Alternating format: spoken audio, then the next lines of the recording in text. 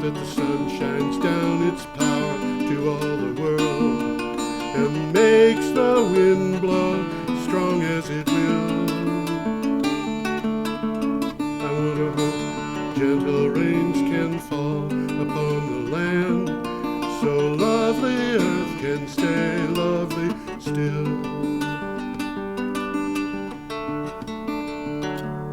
Hello, ladies and gentlemen. This is an Energy Week Extra. George Harvey and Tom Fennell and guest Chris Martenson, who is going to tell us about many things. And I will just let you talk. You know, you can go tell us what it is. Okay. Well, you know, starting at the beginning, I was a research scientist for a piece of my life.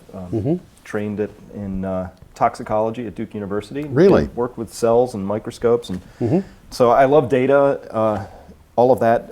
Ended up taking a hard turn to the right in my career, got an MBA, went into corporate finance for a while, and through it all, you know, what happened was 2000 happened, and then 2001, and the stock market got eviscerated, and I started looking into things economic. And found things that scared me, frankly. Yes. Back then, quaint little budget deficits and entitlement shortfalls, but I saw an unsustainable future to our economy in this country. Right. I knew that eventually, I didn't know when, but eventually, all this massive accumulation of debt, which has only gone into hyperspeed since, was going to eventually cause us some great difficulties. Right. And that one thing led to another, and I came across energy, specifically the concept of peak oil, and understood even more intimately the concept of net energy that we get back from our efforts, and understood that if we have a economy that needs to grow exponentially, seems to be an expand or die kind of an economy, and we have an energy system that can't deliver ever increasing amounts of net energy, that there's a collision between these two pieces. And then a 30 in my story that wove in was around the environment, both the things we take from it and the stuff we put back into it, waste and resources. So these were the things that I started looking at, and I became very convinced that there was some huge difficulties coming our way, that there were risks to all manner of things. So this is a big, giant, nested story that we talk about at Peak Prosperity, my website. I've got a book called The Crash Course, a video series called The Crash Course.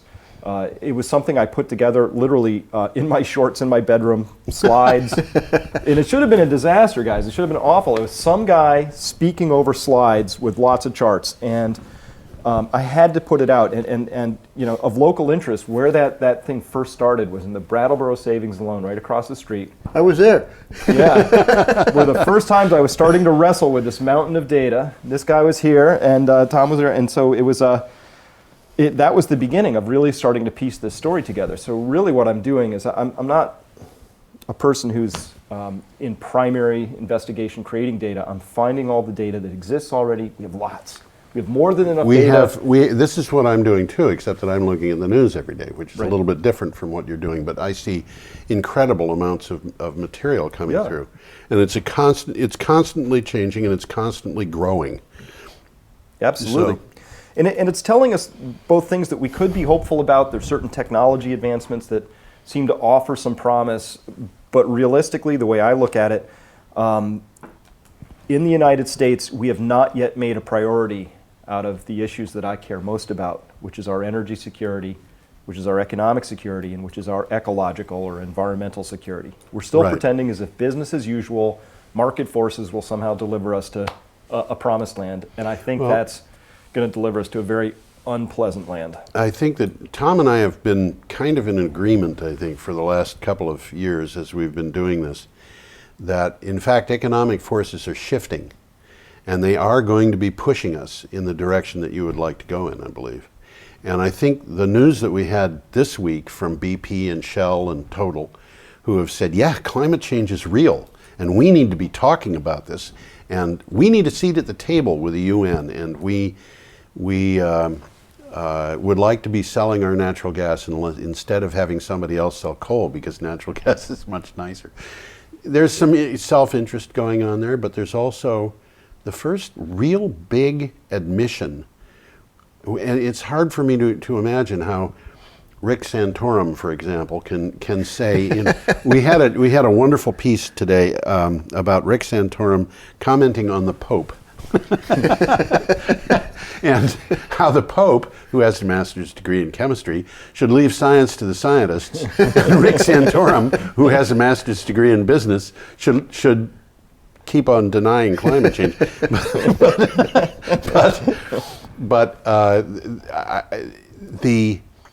The oil industry is now at a point where they've made the admission, and when they've made that admission, it's really hard to imagine how Rick Santorum and other people, that area of the political spectrum is full of them. Yeah. They're almost like fleas. Well, George, so what I see in this story is I see things like the BP Total and Shell moves as hopeful, but I'm looking at both the scope of the changes that need to be made. Yes. Well, not both. Let me say three things. The time it's going to take to actually implement those changes Right. at scale. Right. And the cost of all of that. Yes. Right? And when I look at that, I understand that the world burns about a cubic mile of oil. Leave coal aside, leave natural gas. We burn about a cubic mile of oil a year at this point. That's and a big Interesting bonfire. way of looking at it. Yeah. Yeah, it's a large amount. And if you wanted to erect enough windmills to offset that oil, leaving aside for the moment, we don't transport anything with electricity yet. You can't really offset oil with wind yet.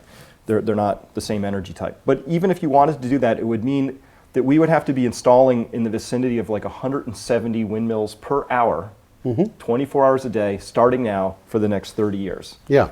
It's an astonishing number, and we're not doing anything close Say to that that. one again. It works out to about 170 1.5 megawatt wind towers per hour for the rest Now, of the time. I will equal come back.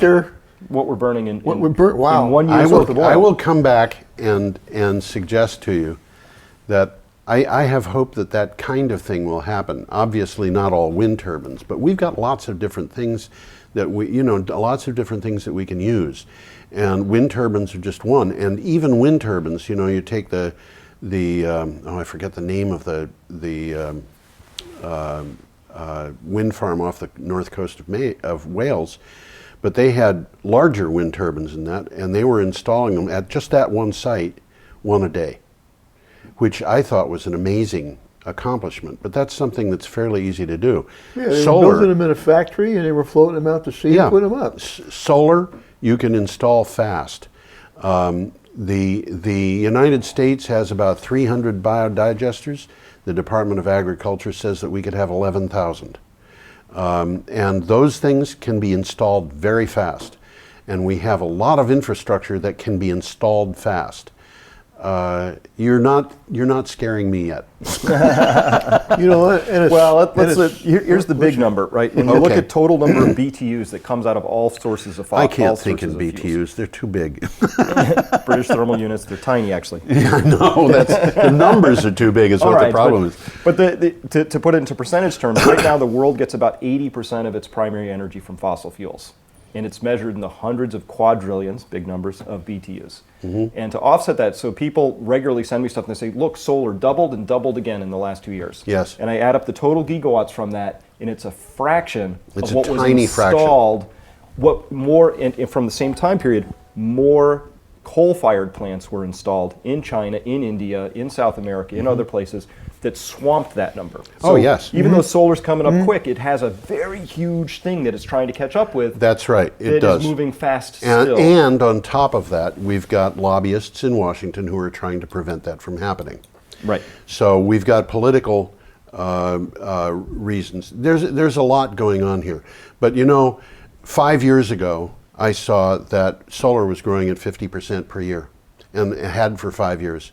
And I said, I wonder how long, just as a matter of curiosity, how long would it take for solar to just supply 100% of our needs? And at that rate, which is clearly unsustainable, not even close to sustainable, it would be the world energy source by 2023. And at that rate. And so 5 years later, I did the calculation again based on new materials. Well, over the 5 years, it had continued at 50% growth. So we're right on track. And I look at this and I say, okay, how long can they keep that up? And when I consider what is happening, because Tesla's gone into the battery business, and Toyota's gone into the battery business, and Panasonic's gone into the battery business, and BMW's gone into the battery business, and now Audi's going into the battery business, I think it could speed up, not in the long term, but over the next 2 years, I think it could actually speed up the rate of growth. And I think it will. I think it probably will. But you keep going. Let's hear what more you have to say. Well, here's my punchline. My punchline is that this next 20 years is going to be totally unlike the last 20 years. I absolutely believe you. And the risks I see. Yes. Right. So we're talking about multiple complex systems. The Right. economy is a complex system. The Federal Reserve can't just pull a lever and get desired outcomes. Right. And energy is a complex system. And people's like, how much oil is left? I'm like, well, I need to know the price, and I need to know the pace of technological improvements, and I need to know what the economy is doing. Then I can tell you, right, roughly. But we don't know these things, and so the concern, here's a risk. The concern I see is that the pace at which we are approaching worldwide peak oil is coming on way faster than our prioritized spendings and efforts to get ourselves weaned off of oil. Right. So that my conclusion is we are going to have to find ways to live on less energy per person. And we can do that. By the way, that's not a sign of doom and gloom. That's a sign of saying, look, Europe lives on half the energy per capita, looks fine every time I go there. And efficiency is the cheapest source of energy. Absolutely it is. And everybody can do it. Everybody can do it. However, the concern here is that our economy, because it's heavily financialized, is dependent on, even when we say financialized, I'm not just talking banks. GM is primarily a financial company that makes auto loans with a car company bolted on the side. GE is primarily a financial company, right? We've built this whole financialized world, and that's dependent on, the world now has $200 trillion of debt outstanding worldwide.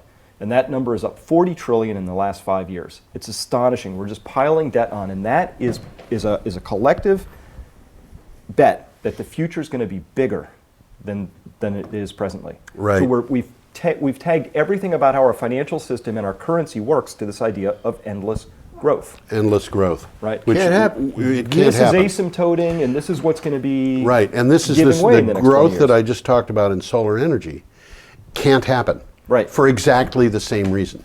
Right. Things can grow really fast at the beginning, but once scale gets involved, Right. it's very hard to continue that Now, growth. what you're saying is there are things out there that are scary. What I'm saying is we need to be prepared for this idea that what's possible economically in Greece today is a skinny fraction of what they could do 5 years ago, because their primary economy collapsed out from under them because complex conditions, they're tied to the euro, all of that. But what I'm saying is we're making this huge nested set of claims using debt, using currency, money, and that these can't possibly be paid back under the terms that I see, so they won't be. People ask me, Chris, are you worried about the entitlement programs being paid back? I say, no, not worried at all. They absolutely won't be, because they can't be.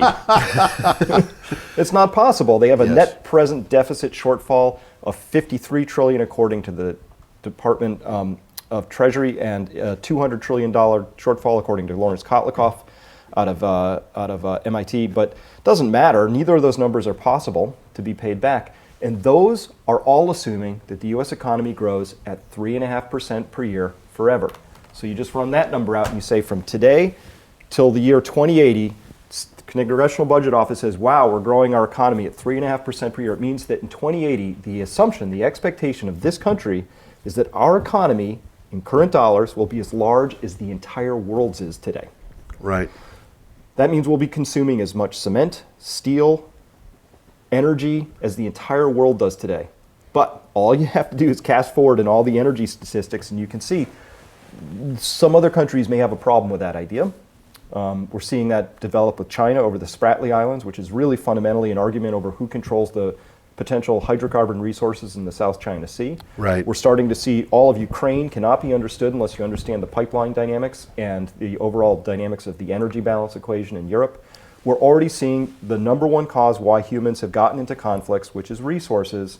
This is a big story coming up.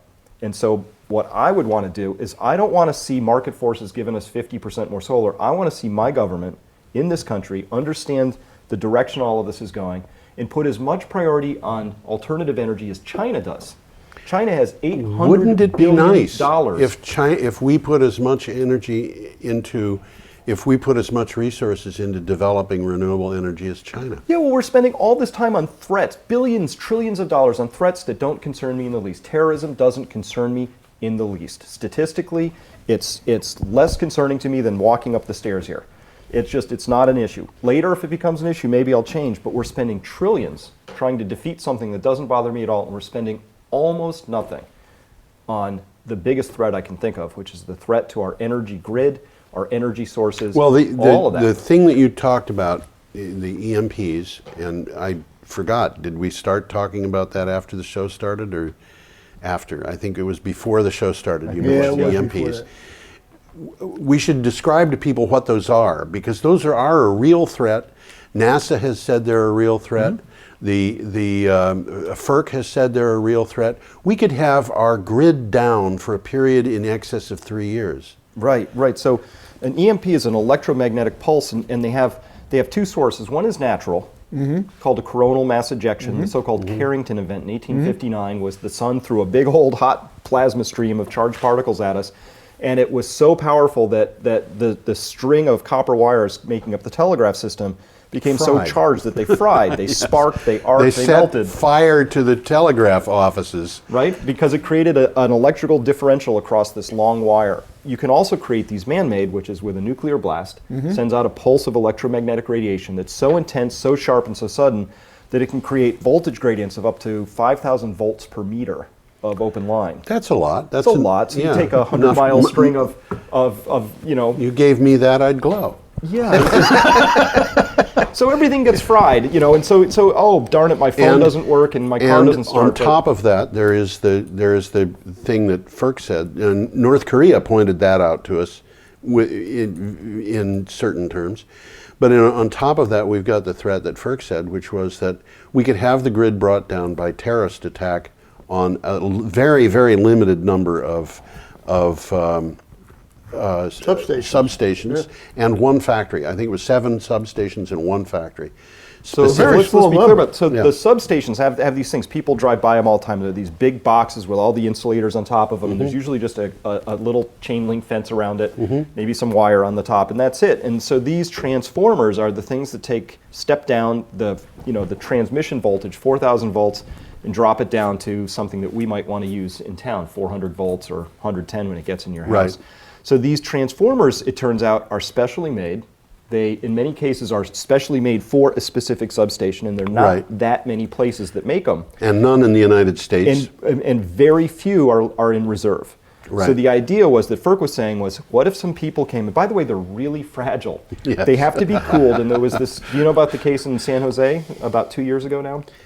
Fellas started shooting at the substations? Well, this was a really interesting case. So San Jose has 3 major substations. One of them got taken out, and here's the deal. At 1 in the morning, somebody went into 2 separate manhole covers, or some group of people, and cut 2 fiber optic cables. One was to the 911 system serving the community, and the second was to the emergency warning devices that were located on these transformers. This did not happen by accident. And then somebody went up on a hill, and I saw the shooting patterns because there were these pictures up. One hole in the bottom of each of the cooling fins, which has this mineral oil, and all the coolant drained out and all the transformers were ruined. And this one substation never caught the guys. We never heard if anybody made a demand of some sort. So because it was so quiet, I guarantee you somebody did this on purpose. They knew exactly what they were doing, and it sent shockwaves through the defense agencies. It might have been done as a warning to this country that it could be done.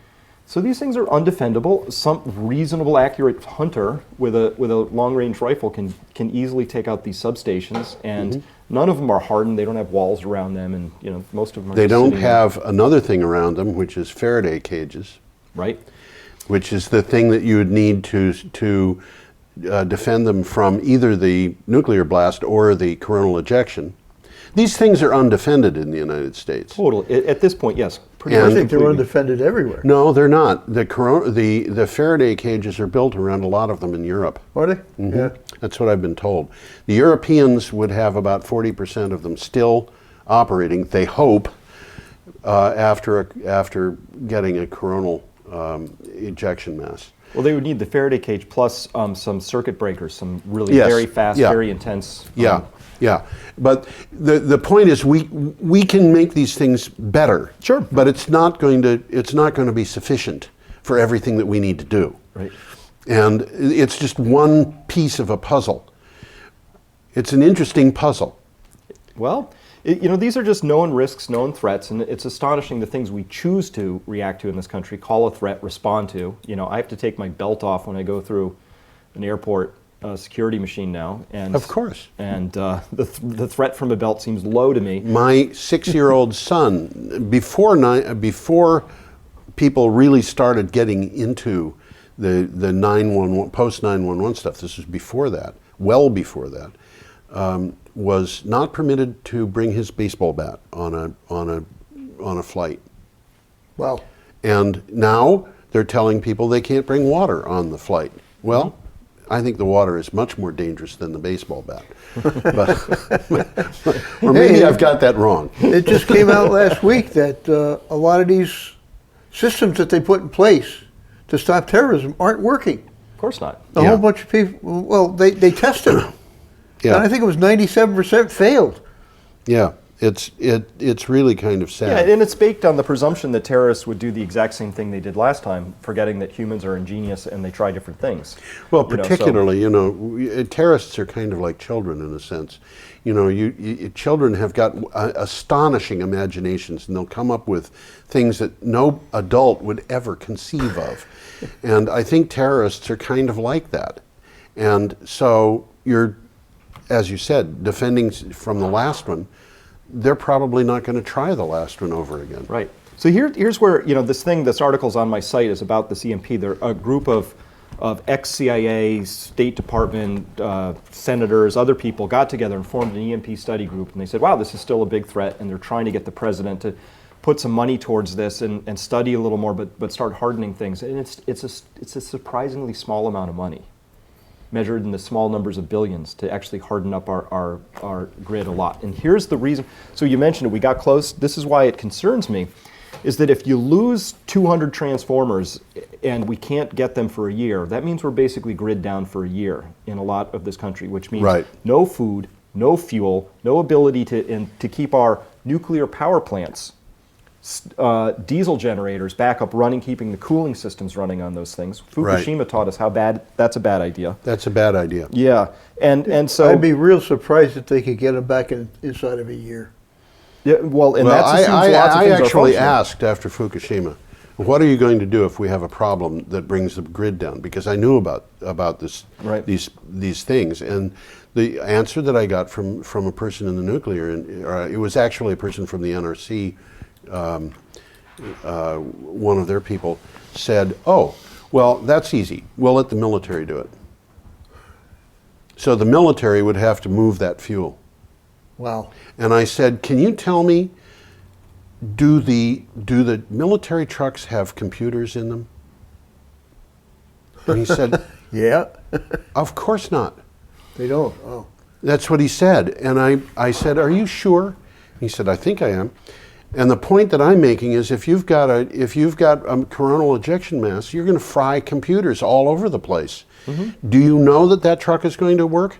Well, you do if the truck was built before 1960. Yeah. Yeah, the military doesn't keep a lot of old hardware around like that. If are you going to be able to transport things by helicopter if the computers don't work? Are you going to be able to fly planes? But even this, there's a presumption here that there's fuel to bring from somewhere. Let's dial back to the beginning of the chain. The refineries don't work without grid power, right? So you will have some diesel in storage. We will be able to hopefully triage that, and there's government trucks that work, and they start taking it to all 104 operating nuclear reactors in the United States. 99, by the way. Okay, 99. If we lost a couple, that's good. We lost a couple. All right, I got to update my days on that one. but even then, a year is a long time, and so it's very easy to look into this. National Geographic just did a thing in 2013 called American Blackout, I think, where they just sort of thought scenario gamed it and then put a sort of a catchy series around it, and they said, When you really think this through, everybody who war games this says things go south in a hurry. And a year is a very long time, and a lot of things break down over that period of time. Right. Now, what we have to do is we have to consider how to deal with this. And I think that the material, the technology to deal with it is all there. There are strong economic reasons to deal with it that have nothing to do with being frightened by it. What about that?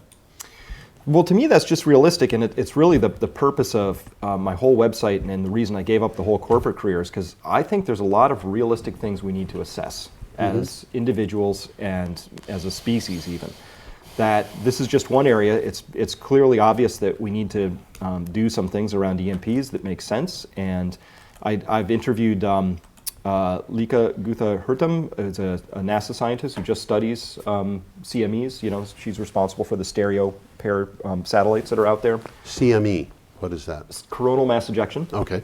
And I had her on once, and then I had to have her on again because in 2012 of July, the Earth came within 1 degree of rotation of getting a CME blast that would have rivaled or maybe exceeded the Carrington event. Yeah. I mean, if we had been 1 week further in our orbit, you know, we would be sitting here now. No, we would have. Well, I would have rode up on my horse. We don't really know what would have happened. We don't know, but it's a pretty good bet that some very, very large part of the world would be in dire trouble. Absolutely. And the rest of the world would be picking up pieces, and it's hard to know what part would be doing what. It depends who was facing the sun at that point in time, right, when it came ripping through. Yeah, if we were lucky, it would happen in the after sundown in the Pacific, and we would have a lot of work toward. I don't know what people would do. We'd have to cut those transformers off from the grid. We'd have to get things secured as best we could. I don't think we're prepared for that in any way. And I think there would be civilian reaction to this that we can't even imagine. It's hard to know, but of course the sunspot activity cycle is such that it probably won't happen within the next 10 years. Well, the general threat they assess is the possibility of what they call a problematic event is about 12% every 10 years. Okay. And that is increasing because of our increasing use of technology. Right. So here's one of the great paradox. Everything's a paradox in life. So technology is wonderful, and we have this really brilliant, cost-effective economy that we've built for ourselves. But what the opposite side of the cost-effective coin is it's not very resilient. So we have just-in-time delivery, so people don't keep deep inventories of anything. And it means that we have supply chains that in some cases are 50,000 miles long. You know, the silicon is mined here, refined there, cast into a chip here. The chip is manufactured over here. The motherboard's assembled there. It's shipped here, and then it's sold there, right? This happens all the time. Yeah. And the global economy works like this in a lot of things. We mentioned the United States does not have manufacturing capability, let alone capacity, for remaking our own transformers. Right. That's just one of many things that we could point to. Right. And so if you had any sort of a hiccup or breakdown in the global system, there's large sort of shocks that have to be worked through in the system and But if figured you out. have a Tesla battery, you can keep going for a couple of hours. I've looked into the Tesla batteries, and I'm actually in the process of sourcing batteries for my home grid, and I'm not using the Tesla battery. What are you using? I'm actually going old school. I'm going to use Edison's invention. I'm going to use iron nickel. Have you thought about flow batteries? Nope, not yet. We can talk about that later. Okay. But I wanted some batteries that had, because I've been running lead acids and they wear out. They wear 8 out. to 10 Yeah, years. flow batteries. Flow batteries will last essentially forever. I'm not familiar with those yet. Okay, people are probably watching this and saying, "What is this all about?" A flow battery, you have two electrolytes, and the electrolytes change because the ions in them change their charge state. So they flow by each other with a membrane in between. And when you get to the other side, the only difference is that these things are charged differently. So you push them back the other way to recharge them. Well, there's no change in this in terms of physical plating or something like that. And that thing can go back and forth as long as your pump's operating. And, you know, basically it'll run like plumbing runs. So you don't have the problems that you do with lead acid batteries. You don't even have the problems that you do with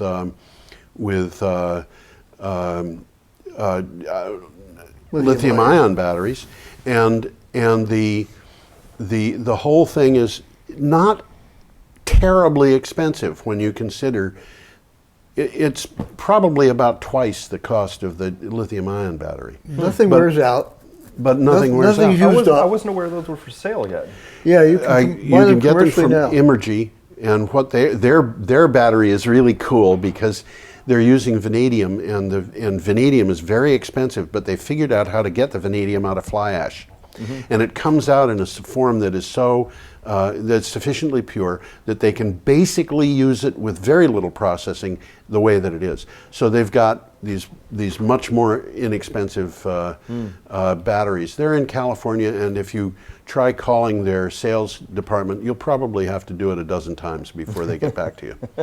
But they sold 1,000 batteries, which were 1,000 megawatt, 100 kilowatt hour batteries to Sun Edison for microgrids in India. And they've been selling to the Navy and so forth. This is available. Their smallest unit is 15 kilowatt hours. It's old technology, rediscovered and brought up to date. And they're about $500 per kilowatt hour. So we're talking about household batteries that are in the neighborhood of $7,000 to $8,000, something like that, and up. But they're scalable.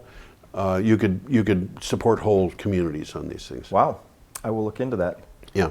Because I was drawn to the iron nickel batteries simply because they will last 50, 60, 70 years. Yes, and the iron nickel batteries have got that. And of course, they don't just have recent tests that show that they can do it. Yes, no. They've got lots and lots of history. Yes, Yeah. 100 years ago. 100 years, and they're still going. Yep. Yeah. A friend of mine who lives off grid bought a whole bunch of these things really cheap from a telephone company in Connecticut. And he's been using them to store his electricity probably 20 years now. Yeah. So I don't even remember where we were. We were talking about. So we do focus a lot on the risks we see out there, but we've got opportunities. This is just what we think is time to have a realistic conversation. Right. Because all things being equal, things continue on trend. 7.2 billion is going to roughly 9 billion people by 2050. Question how things work out from there. Let's cast forward to 2050. What do we know is true by 2050? Well, shale oil is going to peak around the year 2020 in the United States. Barring some massive discoveries off the East Coast shelf, that's it. That's lights out for United States production. We start trending down from that point forward. And so we will be 30 years peak oil in the United States rear view mirror, which means we're competing for global supplies of that stuff again. Right. Natural gas in the United States has peaked as well. Coal is probably peaked many years in the past. Our phosphate production is now 30 years in the rear view mirror as well in the United States, so we're wholly dependent on phosphate from other countries, mostly Morocco. Soil, bad stuff going on in soil according to all the scientists. They just look at macro, micronutrients plus erosive loss. You can put a ruler on that and ask the question, when do our soils literally disappear for the world? Like gone. One of the largest untalked about but very realistic threats out there, and it's anywhere from 60 to 100 years depending on which locale we're talking about, just gone. And the way that people are imagining that we're going to solve all this is with technology. Oh, we'll have vertical greenhouses and we'll just use LEDs and we'll grow stuff, but those require a functioning, intact economy. These are very complex solutions. Right. In many cases to correct for an oversight and a lack of cleverness in the first place. Right. Could I make a point here? And that is, if you've got a microgrid which is powered by solar and uses backup from something like the very long-lasting batteries that we've been describing, you've got a functioning microeconomy which isn't dependent on that. Except that, when my inverter dies, I have no way of remanufacturing that myself, which is... That's true.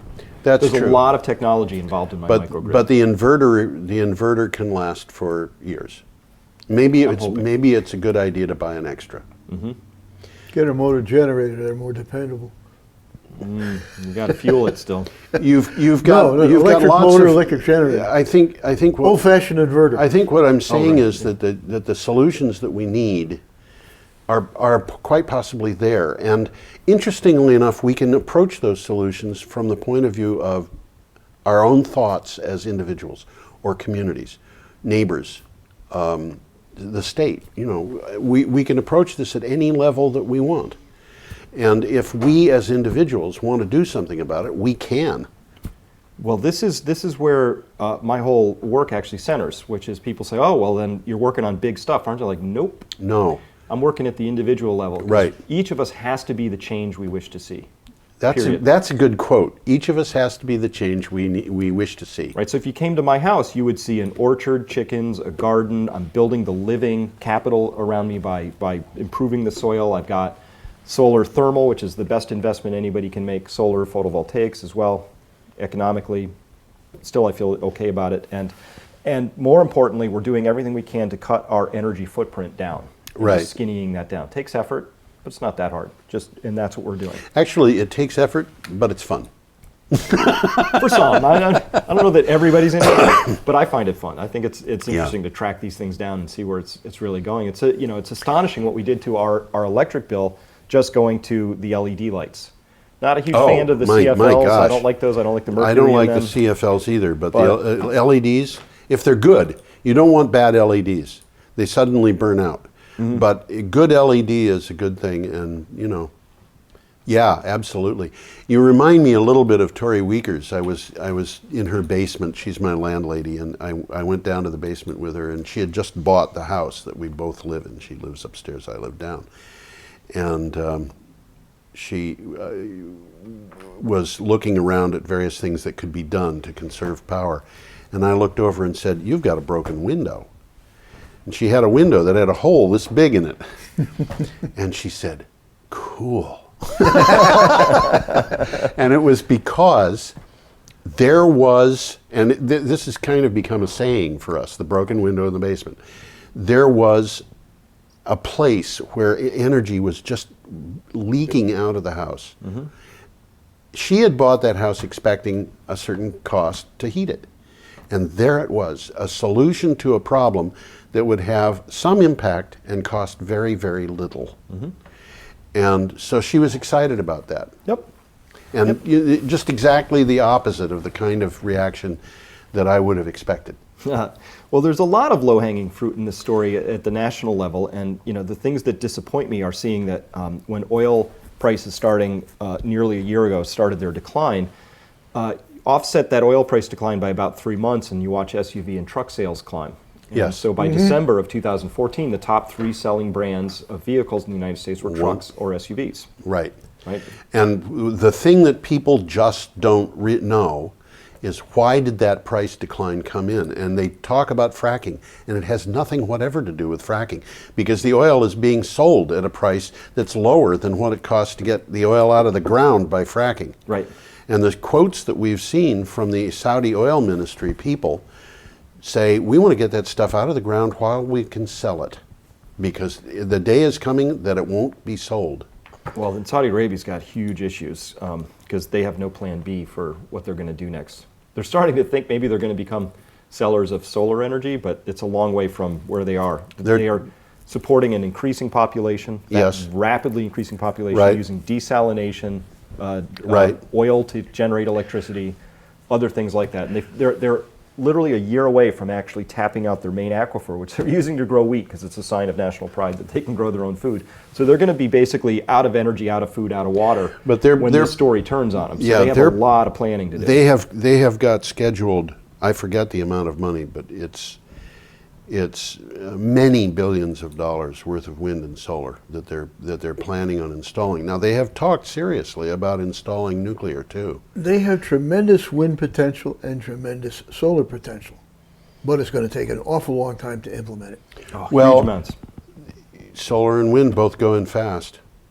We've talked about that. Well, yeah, and they got miles and miles and miles and miles of desert. Yeah. Nothing there, just desert. Right up to the edges of their cities. Pretty much, and their shoreline. Yeah. There's probably 90% of Saudi Arabia lives However, within 10 miles of the sea. Yeah, and it's not as simple as just installing them, right? So we know that Yes. Well, they intermittency got is an to issue that have we the still have to deal infrastructure to with. connect them. And we still don't have any way of turning electricity into the equivalent of liquid fuels that's useful at this point in time, not at scale. So Not at scale, although they're coming. I know, but I'm not happy about that entirely because I don't think it's the best way to go. But it is one way we could go. I mean, you know that in every single energy process, you have an efficiency ratio, which means you lose a little. You tear a little piece off of your bread every time you handle it, right? And so if you say, people are like, oh, we can turn, the Navy's figured out how to turn seawater and carbon dioxide into jet fuel. And I say, well, that's true. But you realize that what they're doing is they're taking surplus nuclear power off the ship. They're hydrolyzing water to create hydrogen, which is a step that creates, you have this much losses. And then you have to take the CO2, turn it into carbon monoxide in this process, which is a very energy expensive step. There's some more energy into the thing. Right. And now we're going to recombine with hydrogen. Now we're going to long chain this. And now we're going to finally refine this. And you look at that and you say, wow, it would have been easier just to use the electricity at the start. This is a way of storing. Yes, that's right. It is a way of storing. But there are other ways of storing which are much more efficient. Like? Well, for example, if you take atmospheric nitrogen and you combine it with hydrogen that you got by electrolyzing the water, which you just described, you've got ammonia. And you can burn ammonia in an internal combustion engine. And you don't get as much power out of it as you do out of gasoline. But in Belgium during the Second World War, they were burning ammonia in the engines of buses. Well, they also had little wood gasifiers in the back. Yeah, I know that was a different thing. but ammonia, again, but there's issues here, right? It's highly corrosive, highly toxic. You would not want to inhale it. I don't know how you'd feel about your average consumer on a Monday morning Getting into an ammonia-powered car. The accidents that happen, Absolutely, these are all things that have to be considered. And if we really want to do things in a way that makes sense, you're talking about, well, we should be going back to the electricity that we started with. And yes, I absolutely agree with that. But I think that ammonia could be used, compressed air can be used. There are many, many things that can be used for storing power. Well, here's where I end up, George, at the end of all of my thinking around this, which is that it requires me to give up some of my belief systems. And I have a belief system which is operated around individual transport and cars. Okay. And I honestly think, as I look forward to this, the only thing that makes sense to me around electrifying transport, which is one of the biggest things we have to solve, is to electrify some form of mass transport. Mm-hmm. It could be trains, absolutely. it could be trolley cars. And this is old technology. I mean, it's done all over the world already. If you're talking about trains and trolleys, it's everywhere. You go to Philadelphia and you see the wires running down the street. Mm-hmm. Go to Germany. Go to Germany. On every corner. Yeah, I know. I love this because to me that's a tried and true, and we know it works, and we know how to do it, rather than thinking how would we create ammonia and convince people not to kill themselves with it. Now that's the problem with ammonia. The big problem with ammonia is there's no infrastructure and nobody wants it. So you've got to create the entire system of distribution, of creation, of use, all of it from scratch. Right. And we had it in this country. We had it, but the thing that it takes, the thing that it gives you actually is something that's pretty similar to what you're used to, which is the car that can drive. But it's not going to happen because there are other better technologies. Right. And so, if you said, what's the lowest hanging fruit in this? I'll tell you, last time I was in Europe, I got in a Volvo SUV and it got 52 miles per gallon because it's a diesel SUV. Mm-hmm. This is an SUV, big, roomy Volvo, heavy Volvo. And the guy's like, oh, I got about 52. And I watched his little gauge and it was true. They have cars over there that you can buy that get 70, 80, 90, 100 miles per gallon. Mm-hmm. And we can't buy them here. That's not even my choice. I am not allowed by the EPA and whatever Senate subcommittee got lobbied to by whoever's in charge of these things. that they've convinced themselves that these are air quality hazards. Absolutely. Somehow, Yep. because of some crazy rule set. So I'm in land of the free, home of the brave, yay for capitalism. I am not allowed to buy vehicles of my choice, which would literally, like the best I can do in this country, besides a diesel Jetta or something like that, would be something like a Prius, right? Mm-hmm. Where you need basically rocket science to get yourself up to 50 miles per gallon. And they have cars that are really, really nice over in Europe that get double that. And that seems to me like low-hanging fruit in this story. Yeah. If you wanted to buy some time, we wouldn't be seeing the number 1, 2, and 3 be the Ford F-150, the Tahoe series Absolutely. stuff. We would be selling, people would at least have the opportunity to buy these. There is a car company starting up in Louisiana called Elio. It's a 3-wheel vehicle. Two people, one in front, one in back, kind of like the old Messerschmitt, if you're familiar with that. And that car is going to come to market at $6,800, and it will have a gas mileage of 88 miles per gallon.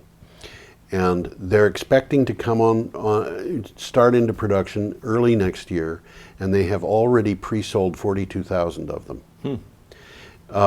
People, and the point here is not that they're going to come online and that's the solution. The point that I'm trying to make is this is what people want. How do you pre-sell 42,000 cars if nobody's ever heard of an Elio? Well, people find out because we've got an internet. Yep. And people are putting their money, $100 down on these cars, and that's basically how they're financing getting the thing underway. They've built the test models, they're all ready to go in that sense. But this is what people want. Some people want SUVs. But I just, when you consider the fact that the current price of oil is artificial, unquestionably artificial, you have to come to a realization that it is also going to end artificially. And if the Saudis get sufficiently irritated by the United States, they could say, okay, we're not pumping oil anymore. And Or what is Russia. that? Russia's equal with Saudi Arabia as the number 1, number 2. They're flipping as to who's who in terms of exports of oil. We don't care I don't care how much Russia produces, right? I care how much they export. How much they Export. export, yep. Right, and there's a big story developing. You look at the number of formerly exporting countries who are now importers, Right. which include the United Kingdom and all their North Sea fields, Indonesia, former OPEC member, et cetera. Right. That trend is going to continue because consumption internal to these countries is rising in every case, and eventually production begins to fall. And so you have a double exponential squeeze, a couple percent off the top, couple percent into the bottom. Next thing you know, you're actually exporting far, far less. This is going to be a huge issue going forward. I think even in just 3 years, here's my prediction. We saw in February of 2014 all the major oil companies, all 10 of the IOCs, the international oil companies, trim back their CapEx budgets, capital expenditures, to put the new rig in the North Sea and sink another couple of wells. They pulled all their CapEx for upstream spending, which is about getting new finds and new production online. That was when oil was still 110 because they said all the finds that we're chasing require a higher price of oil so that we can both fund CapEx and pay shareholder dividends. One of these two things has to go. They put a bullet in CapEx. They decided to give money to shareholders.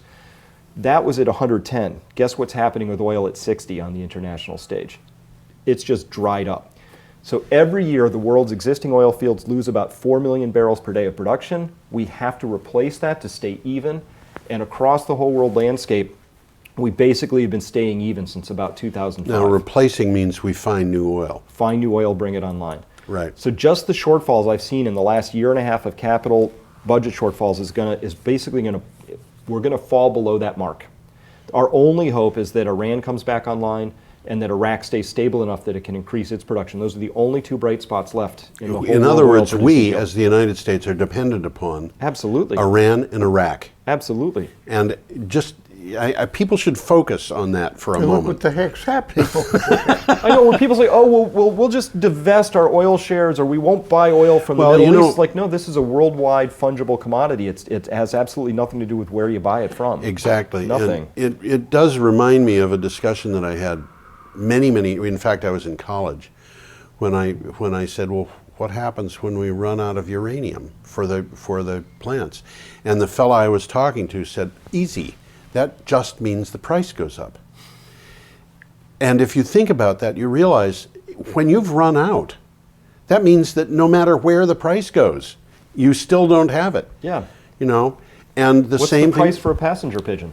Very high. yeah. Well, you know, interestingly there, you're probably better off trying to get the passenger pigeon than you are trying to get the oil when the oil won't pump. Right. Because we've got, you know, we may be able to clone passenger pigeons from old feathers or something. Yeah. But yeah, that's exactly the point. We have to have a new technology. The Saudis, who are pumping oil very fast, are saying that they don't believe they're going to be selling oil in 15 years. And I think that's probably very true. That's probably true.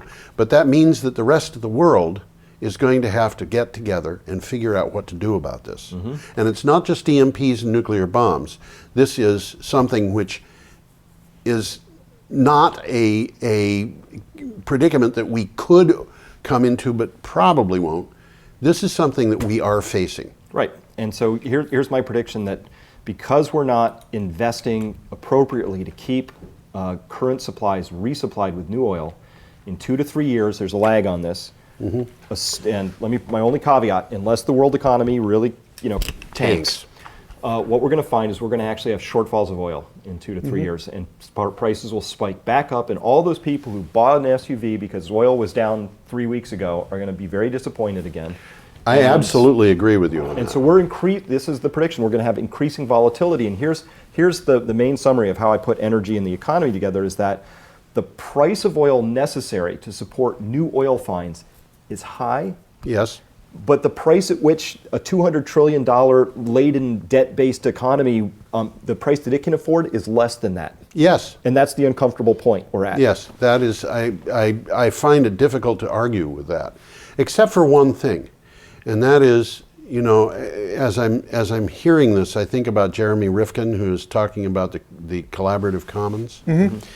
And I've seen this with computer memory, where the price of the memory basically goes to zero.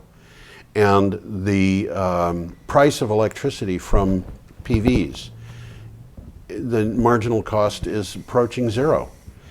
And what do you mean? Once the PVs are paid down, the electricity is free, close to free. Economically, a lot of subsidies in there. I prefer to do it on an energy basis, which is how much energy did it take to create those panels, and when do you get that energy back in a way that could feed back into the same system to create that. Until you have a fully closed loop system where the energy from solar and wind completely recreates the components, right, and the food growing and right, the roads paved to support their maintenance and installation. Yeah. Till that's closed loop, there's so many hidden energy subsidies from fossil fuels in that story. We don't have a closed loop example anywhere in the world yet. Oh no, we don't. I agree with you there. But nonetheless, what Jeremy Rifkin was saying is that he sees a situation where the costs of production of various things will decline, and this includes electricity from PVs. But he goes into other things. And He's talking about three-dimensional printers and stuff like that? He's talking about a lot of things. Yeah, I mean, and one of the things that he says is that he believes that in 10 years we may be getting into an economy when food will be provided for very little money. And there is a way that can happen, but in all of that requires distributed resources being used. Yeah, there's a lot of assumptions baked into Rifkin's thinking that I don't agree with, by the way. Okay. And it's you know what the problem is? I have this scientific training. Yes. And so does the Pope. And he and I are alike in that way. So, by the way, I admire this Pope very much. I'm not a religious person, but this Pope is really... he's a very interesting fellow. He's put truth to power, and I can only imagine the internal battles in the Vatican to this boy. firebrand. Oh, boy. Good for him. And other things. But so when I travel, or even when I'm in this room, I see the energy that's involved. There's energy involved in literally every single thing that got here. Absolutely. And those energy flows are critical. And so when I look at the last 40 to 50 years of humanity, has been this exponential increase in the use of energy. Right. Right? It's astonishing. In the use of energy and the use of everything. Everything. And so when I see somebody like Riffin come along, they basically put a ruler on that last part of the graph and just extend it, Yes. at least as an implicit assumption. And I go, that's a bad assumption, because you have to understand the role of net energy in all of this. And so every complex system owes its order and its complexity to the flows of energy. So economists make huge mistakes because they model our economy as if it's a closed loop system. They're using old Walrus, this Polish physicist from the 1700s. They still use his formulas. They didn't even know about the second law of thermodynamics at that point, right? And still economists used his closed form stuff. We live in an open form system. The Earth rotates around the sun and has all of its order and complexity because the sun is beaming these trillions of terawatts at us every single day. Could I want to point out here that we've got about 12 minutes left. And what I'd like to talk about is solutions. Is this a good time to talk about solutions? Absolutely. So to close out that thought real quick is that my work is about making sure people have the appropriate context, the understanding to know really where we are in this. There's a lot of what I'll call sloppy thinking out there. It's sort of belief-based, wishful stuff. Which includes the idea that, we'll just double solar again and again until it's more than 100% of what we need. You got to wander over into the world of manufacturing. You have to understand the issues of scale not going and to happen. resources and all It's of that, not right? going to happen. But a lot of people come to me with that because what they're really saying is, Chris, I don't want to have to confront the idea that I might have to make some serious changes in my life, which is a Right. different conversation to have, and that's Yes. a good one. But having all that information is useless unless you're going to do something with it. So we're all Yes. about the actions, which is where solutions comes in. Absolutely. But I do think the What context is everything. The context is important. People have to understand that if we don't do something, we're going to be in very serious trouble very quickly. On the other hand, one of the things that Tom and I do a lot on this show is talk about solutions. And I think we're both pretty optimistic about where things are going to go. Well, I like to be. I don't want to. I mean, I wanna focus on the negative aspect. I'm constantly being pleasantly surprised by, Shell, BP, Total, and so forth, which I always call Total because I don't pronounce French properly ever. I think it's Norwegian, isn't it? No, Or is it it's French. Are they French? Yeah. Norwegian is Statoil. Yeah, that's correct. And Right. it's not one of the big five, but the fact that these guys would say we've got a problem is very significant. We've started to confront this. It's not just environmentalists. It's ordinary people. It's people who are invested in the problem are saying this is a problem. And you know why they're saying that? Yeah, because they want to be at the table when the solution is Well, found. there's that, but they're the same ones who had to start ripping their CapEx budgets apart because they know how hard it is to find new oil. So they know the writing is on the wall for their industry. Yes. Anyway. Right. They know this. Right. But I think we are pleasantly surprised very often when we see that things are changing, and that includes in this case a profound change in attitude. That when a person like Rex Santorum says, I don't, we should tell the Pope to change. It's possible now to say, okay, well, what about these people who are invested in this and they say it's a problem? They are scientists. What's the solution? The solution is really simple and it's really hard. Isn't that lovely? No. Here's the only thing I know that's going to work. We have to change the stories we're telling ourselves. Okay. Yeah. Where people live by the narratives that we write for ourselves. So Okay, here's our current narrative. Our current narrative is economic growth is important, and it's so important that we're going to pursue it at any cost, and we're going to measure everything around it. How many houses were sold, how many jobs are created, how many cars were sold. We measure what we get what we measure, and that's what we go forward with. That's a broken narrative, and we have to come up with a new one. Right. There's another narrative that says, well, whenever you need something, if the price goes high enough, it shows up, right? This is magical economist thinking, which made sense up until about 5 or 10 years ago, when we could see the clear limits that were being hit. I think it made sense until the 1970s, right? when we hit peak oil for the first time hard. Right. So a new narrative might be that if people were really inspired, we would spend as much time on shows like this You'd flip on your radio, you would hear people excitedly talking about how they're trimming their energy budget and a new little hole in the window in the basement they discovered, with the same passion that we talk about Kardashians and the Red Sox, right? That with this new narrative, we would say we're not consumers, we're stewards. Big shift between those two words. Absolutely. Right? And so we're not defined by how much we consume, we're defined by how much abundance we create. And I agree with you, if we have the right narrative, it's astonishing what we can do. And you know, what this reminds me of is going back to Cato. Cato, is it Cato or was it Seneca? It was a Roman general. He was a farmer. One of those old guys. One of those old guys. They went to him and said, "Would you come and win this war for us?" And he said, "Okay." And he did it. And then he got home. And what did he do next? Well, he was thanked, and he went back to his plow. And in those days, the value of a human being was not dollars. It was not denariuses. It was what he did for those around him, what he did for his environment, and his gifts. He had a gift for war in this case, but we all have individual gifts. We all have individual gifts, and but I've known people. Society really crunches those down and says your value is how much money you produce. Right, and I've known people who have taken the attitude that they wanted to be people who did things that were good. It wasn't that they wanted to be seen as good people. They wanted to feel that they were doing something important and good. Yeah. Now, so we become stewards, and that's good.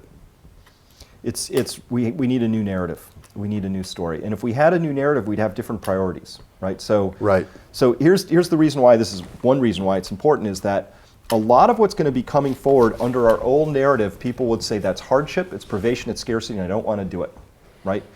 And I know that in World War II, this country rallied around an idea that said, wow, we have to defeat this evil thing called Hitler and Nazism over there. And so people did, and they gave up tin and rubber and nylons, and they put all their money into war bonds, and very few accounts people say that was a period of tremendous scarcity, and it really sucked, and I hate that we did that. Because when we have a vision, when people have something they can believe in, they will do extraordinary things, including go through what we would call hardship for it. But if they don't have that, won't do it at all. You know what you're reminding me of, Chris, is the story, which is true, that the federal government went to the cities on the East Coast, and they said, German submarines are sinking our ships off the coast, and our sailors are dying.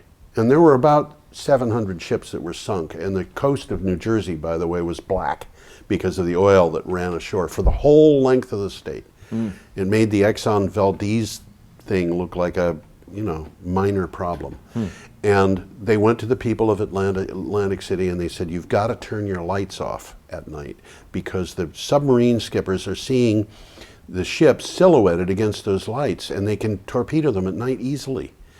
And the response to this was, we can't do that, it would be bad for business. And what we're in right now is that point where we've got people saying, it'll be bad for business. Right. And the alternative that we've got, I think in many respects, is very much to be preferred.